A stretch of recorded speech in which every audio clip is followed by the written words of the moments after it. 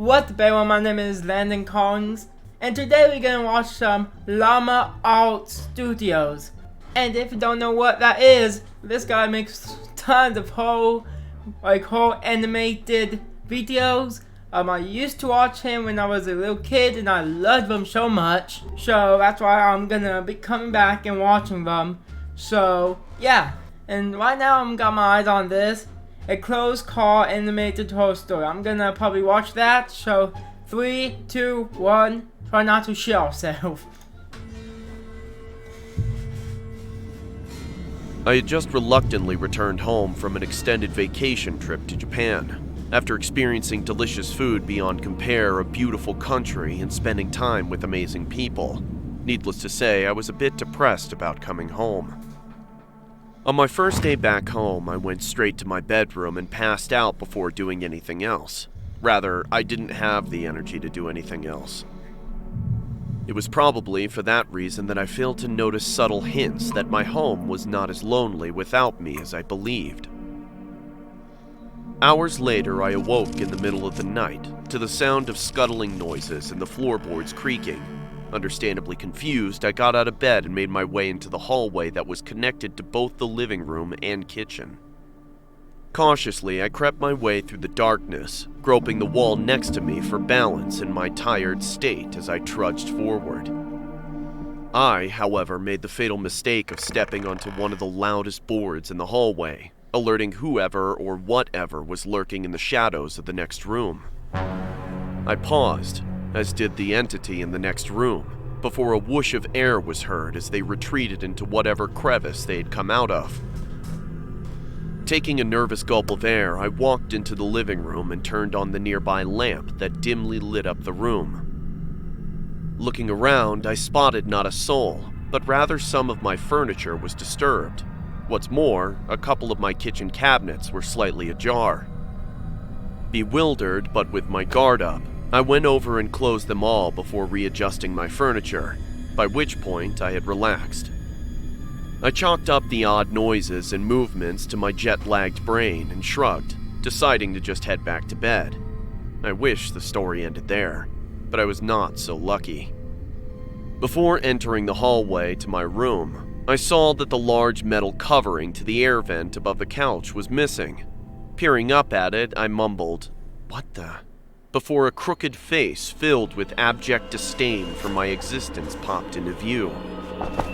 Startled, I fell to the ground and began crawling away, as I heard the man begin screeching incoherently as he dropped down onto the couch.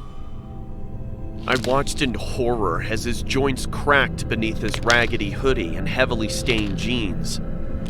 He stared at me, silent now, before brandishing a knife out of his back pocket and pointed it towards me. "My house now! Mine! Mine! You left it! It's mine!" He shouted with a slurred voice as he charged towards me.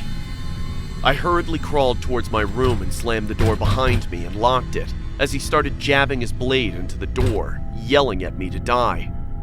Shakily, I called the police and sobbed as I told them what was happening. Thankfully, I was told a patrol car was nearby my neighborhood and they would be at my house in minutes. I stayed on the phone and picked up a baseball bat just in case that deranged cretin broke down my door. A few horrendous minutes later, the police arrived, and after a quick but violent struggle, they managed to subdue the intruder. After locking him in the back seat of the patrol car, the cops investigated my house and found that the man apparently had been living there while I was gone. But not just that. Apparently, he'd been staying at my house without me noticing for a few months. According to the police, they found paper stuffed under the couch that was filled with nothing but incoherent ramblings about how he planned to kill me one day when the time was right.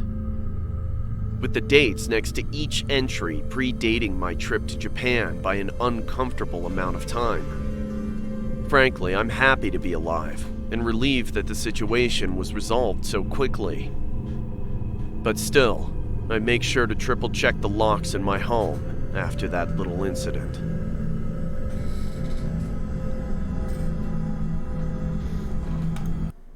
Okay, well, not that scary, so I'm gonna look for more. So, yeah. This one looks kind of interesting. Let's watch that bit. What do you...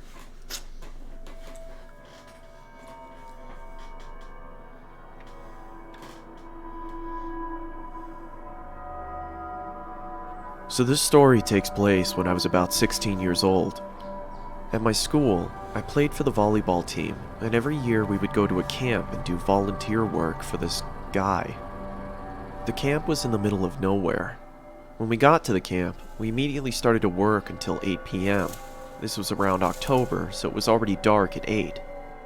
My two friends and I were sitting around the fire, trying to figure out something we could do so we weren't so bored. We heard that there was a small river down the hill from the camp, and we thought we could check it out.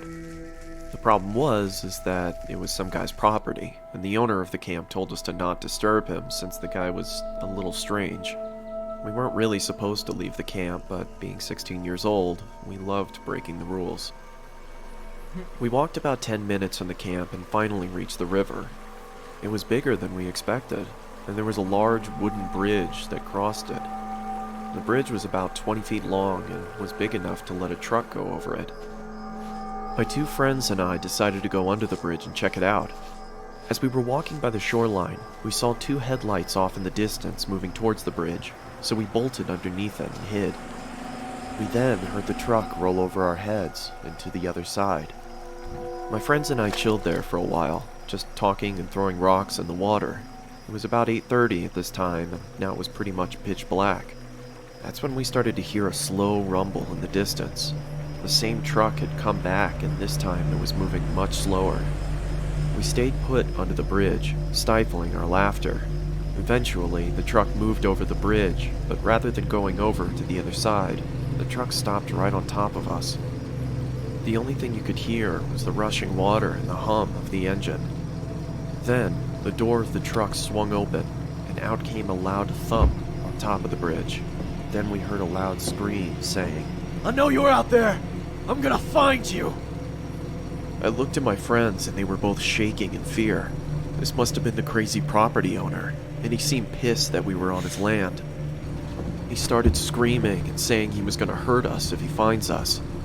We could see that he had a flashlight and he was swinging it around looking for us.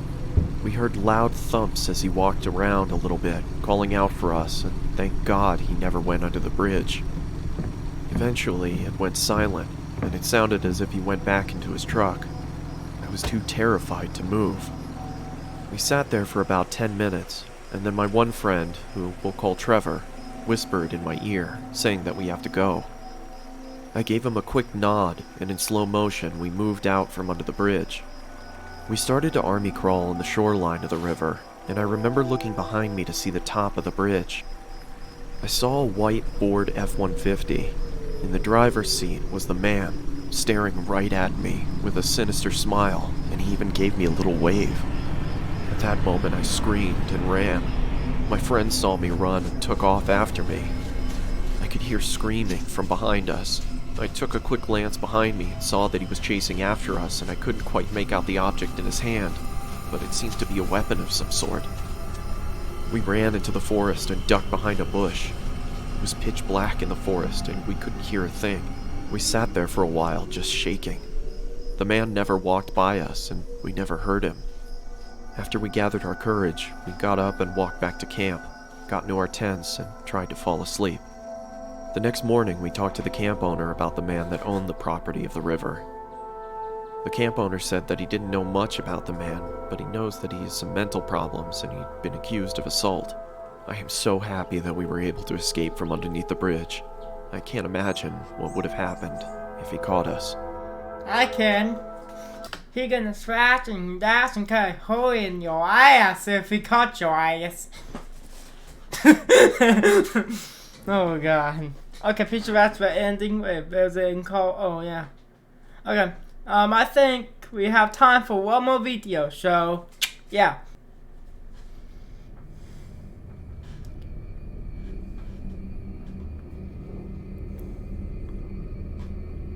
Back in high school, I took a mysteries and mythology type class, or something like that. I don't remember the name of the class. It basically just had to do with real-life mysteries and creepy shit. I was into that Creepy shit. Then we got damn Titanic. I would actually like to take one of those. That actually seems fun. Well, creepy shit. kind of stuff. I was taking the class with a good friend, who I'll call Ben for this story. Ben? Okay. Teacher of the class took us on a field trip to a nearby abandoned village with an unknown past. The village was built in the early 1900s, but seems as though it had been quickly abandoned shortly after it was built.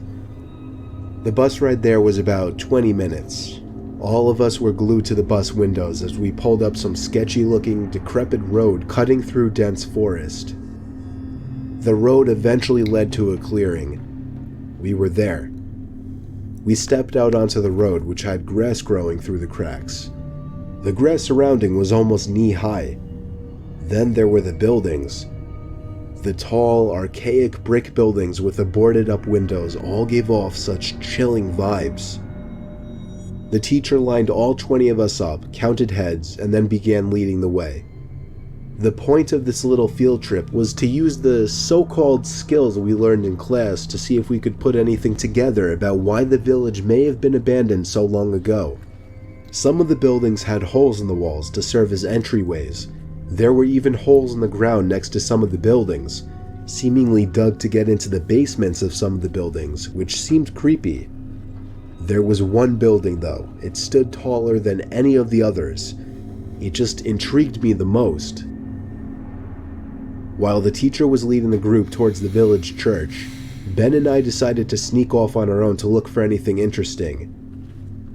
When we walked off in the direction of the tallest building, we saw a hole in the ground. It was dug by the back door of the building, which had been sealed off. In the hole was a ladder which led down to the concrete floor below. We both looked at each other and knew we had to do it. Ben climbed down first, then me. Luckily, this was just around the time Apple started putting flashlights on their phones, so we had a source of light. It was creepy down there. There were a couple of beer bottles, one graffiti tag on the wall, and dusty wooden planks everywhere. There was a wooden stairway which led up to complete darkness, since all windows and doors had been sealed shut from above. We had already gone as far as to enter the building, so we figured we'd go up the stairs too. I went first, and with each step, the creakiness of the 100-year-old wood made me feel as if I was going to fall through each and every step. Ben followed suit. This floor of the building was very tight. It seemed like there were many openings going off into different, smaller rooms. It was so dark in there you would never even guess it was daytime. Ben and I were honestly starting to get creeped out in there and agreed to go back outside. But just then, there was a noise in one of the tiny rooms, like a big rock hitting the concrete floor. A normal instinct would be to run, but Ben and I froze, locked eyes for a moment, then both tiptoed over to the opening of the room. We shined the lights into the room and ran. We ran back down the stairs and then up the rusty ladder back outside. We caught up to the group out of breath. We didn't say anything though to avoid getting in trouble. One of our classmates asked us what was wrong. We told him we snuck into one of the buildings, and in one of the rooms, when we shined the light into it, we saw 3 guys standing maybe 10 feet away from the doorway, facing Ben and I in a weird formation, as if they were waiting for us. Hell no. As we continued following the group, we paid extra attention to the tall building we entered from the distance. And before leaving, we saw a person's face at one of the higher level windows that had not been boarded up. We never told the teacher in fear of getting in trouble. We didn't know what to think. Were those just homeless people living in there? Were they gang members in hiding? Ben freaks me out with his theory. He says they were ghosts of the people who once lived in the town. Still, the way the 3 guys were just hauntingly standing there so calmly, staring at us the moment we peeked our heads through that doorway, I still can't get that image out of my head. I may go back to that village one day, just to prove Ben's idea wrong.